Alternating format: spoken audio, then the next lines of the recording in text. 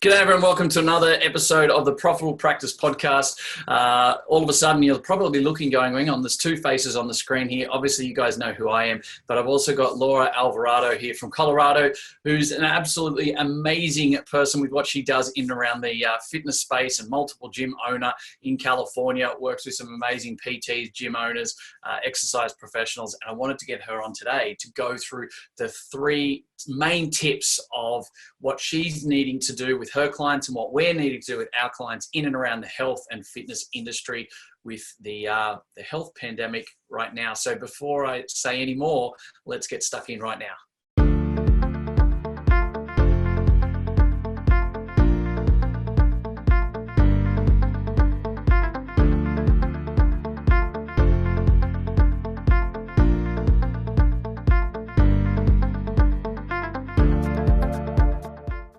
Awesome. So without any further ado, let's get stuck in. Laura, thank you very much for joining us. I really, really appreciate your time.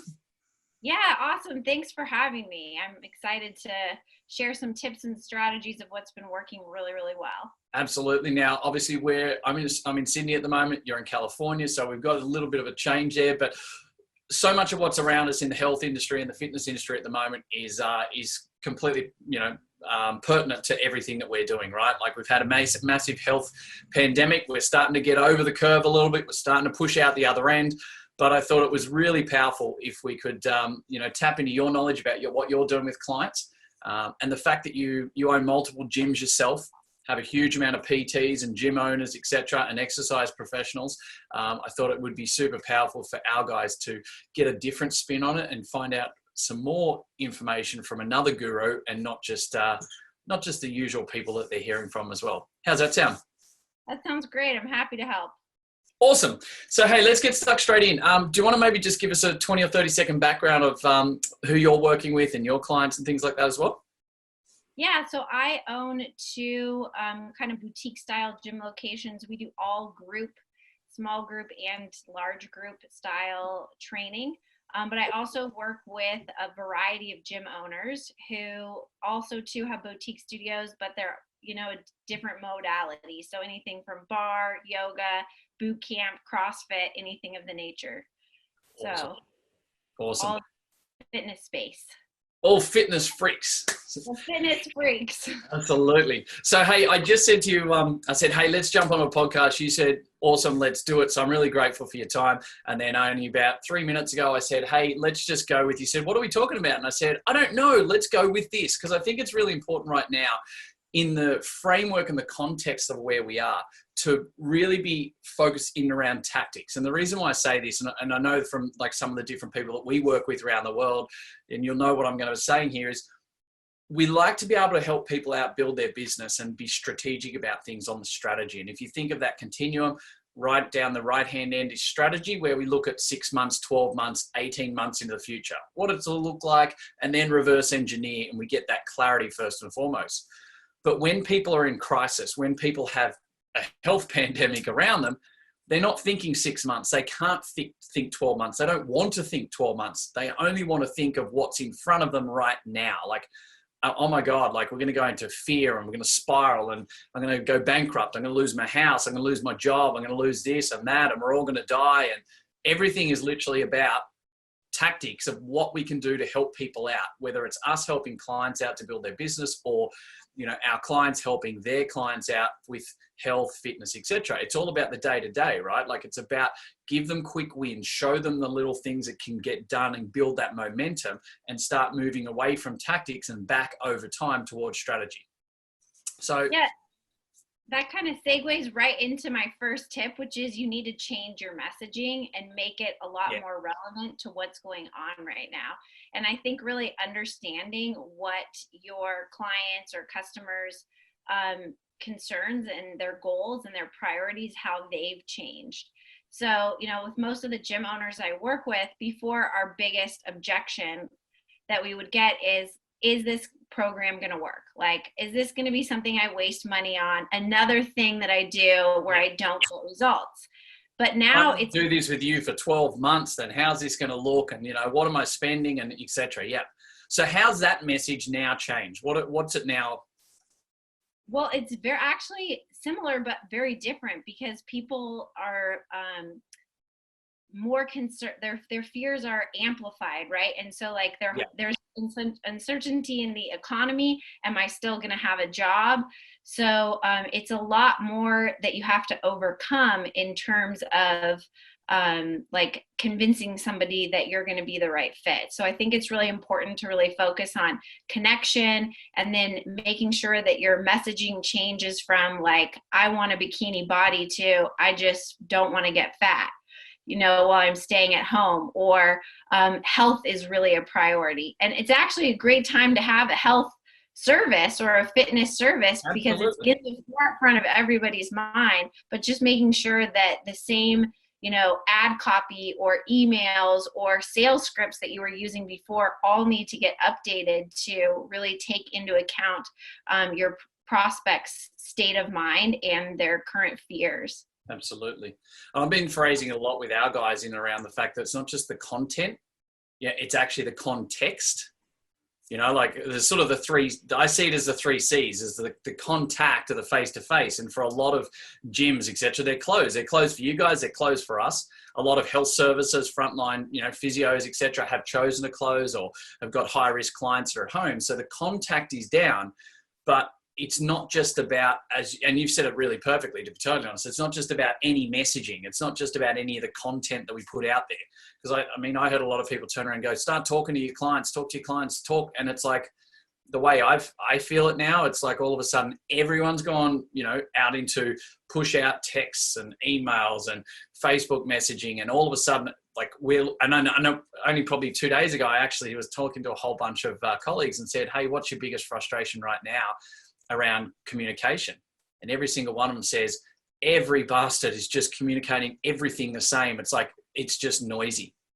And so if we go back to that whole thing of just trying to put communication out there and communicate, we're actually missing the point, right? We're actually missing the contextualization of that communication and changing the message to make it more relevant to where they're actually at right now. Well, and I think it has to also be more personalized and trust building. So that's one of the things I've been talking a lot about to the gym owners that I work with. Before we're used to one-on-one selling in person, which is completely different now that we've removed that face-to-face. So like before, you could rely on, they could see how fit you are. They could see how awesome your facility is. They can preview your classes, meet your trainers. They can see your wall of before and after pictures. You can see, read their body language and their facial cues. And now you can't do that. So you've got to rely on the tonality of your voice, and not just what you're saying, but the way that you're saying it, and how are you going to make them trust you and overcome that fear of, hey, I want to be super careful with money right now because, and the uncertainty. Yeah, really. So it's again, not just what you're saying, but the way that you're saying it that's uber important right now. Absolutely. And there's a completely different podcast just in that alone, isn't there? Let's be completely honest about how we're going to sell on price or product, promise, impact, etc. And there's a huge amount of skill set in that as well. So let's not dive down that rabbit warren. But yeah, absolutely. Messaging and getting the context right, the way we're doing it, etc., is obviously needs to be personalized. Totally agree in that avenue. And there's a huge amount of skill sets that most health and fitness professionals probably aren't that good with, because obviously selling online is very different to selling one-on-one, right? Someone walks in the facility, you're there, people can close sales. But now when they've got to sell online or sell through words on a page or create more of a group-based selling environment, it's a completely different skill set. Totally. Yeah, awesome. Okay, cool. Let's jump in. So number one, awesome, great work. Let's go. Number two, what's your second tip for us? Number two is repositioning, and you've got to really reposition from a nice to have service to a need to have. So depending on if you're a health practitioner or a fitness person, before, a lot of the clients that I work with, were boutique fitness, were obviously way more expensive than a lot of the other services out there, and frankly, kind of a luxury expense. So when perceived luxury anyway. Exactly. So when stuff's on the chopping block, those nice to have things are the first ones to go. So you really got to, again, change your messaging to show your prospects and your current customers why you're in need to have expense that can't be cut off the chopping block. Absolutely. Because, I mean, you'll find this as well. The first thing people do in times of uncertainty, particularly if there's financial stresses around, they go intra and they pull everything back in. They hold all their cards, all their money, and go, no one wants to spend. And I don't know whether I've got a job or do this or do that. And as a net result, the money dries up. And the challenge is when we don't have an abundance mindset, we basically grind everything to a halt. So in that situation, absolutely, totally agree. I think it's a really powerful point to put forward. We've got to make sure that we're in an environment where we are making sure people understand the value of what we do, so that we're not just the first ones to disappear. Absolutely. Give me some ideas and thoughts. Let's dive a little bit deeper on that for 30 seconds. What's one thing that can be doing in and around that message right now that you've been able to work with nicely?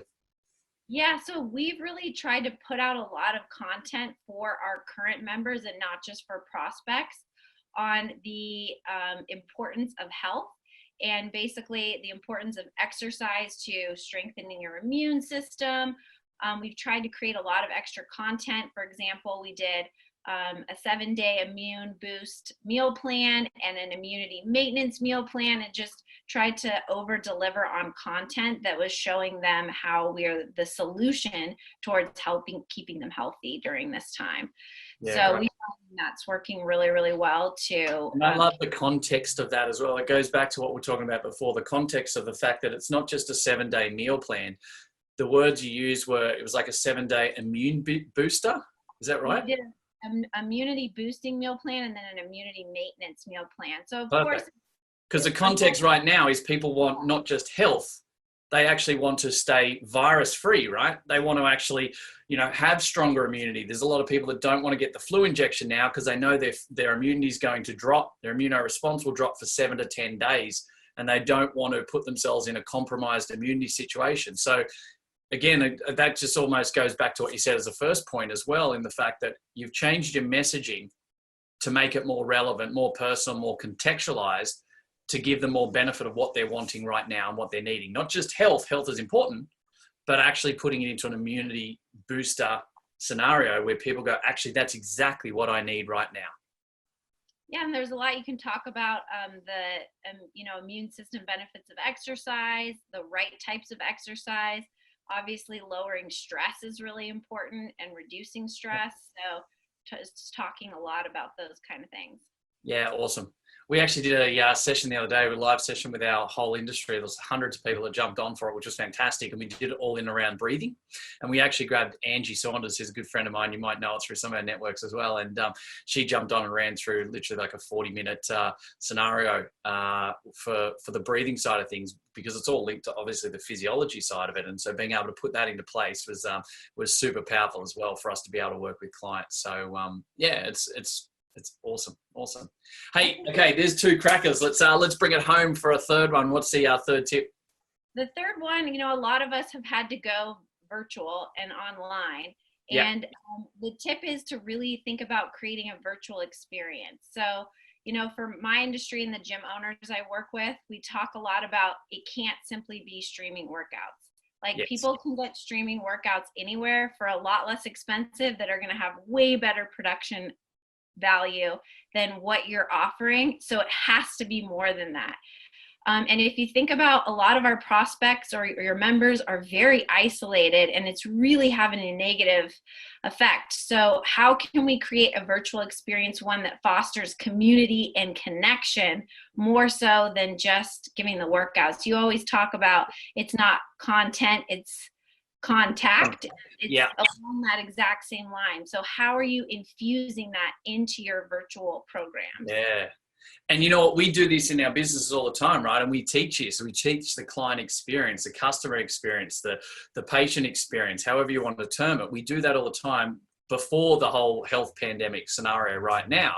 So more than ever, it becomes prevalent for us to be able to get these done and ramp this up, because I completely agree. It's so much is about contact, and we're seeing so many. I mean, think about social media. How many memes and how much have you seen around, day 5 of isolation, and people are, driving themselves batshit crazy, right? So if people are going crazy after 5 days, 7 days, and there's a whole lot of extra mental health, application to this as well, then how are you changing your digital experience for other people and for your clients? Because in many areas, I see it like, actually I phrased it to clients the other day, whereas like, if you go into India, you step out on the street in India and you've got all the bikes going, and there's like millions of people around, and you're one of about 50 blokes on every corner street that's got a glass bottle full of fuel that they sell for $1, and they tip it into their bikes and that's it. And it's a noisy marketplace. So right now, everyone's gone digital. Everyone's gone, oh, I'm going to do it online. And if you do just stream all this stuff online, etc., just because that's the quick and easy response, then all you're doing is putting yourself out there in the streets of India, and you're just creating more noise that other people are doing as well. So what's actually setting you apart? How are you driving that experience? How are you driving that contact to create that community, to create that belonging? And I think in many respects, that's actually something that a lot of people have been missing in their switch to digital. Would you agree with that? 100%. Yeah. So give us a little tip, what's one thing that you find is the start of that process? Not the be all and end all, but what's one thing that we can start to do to try and help that process along?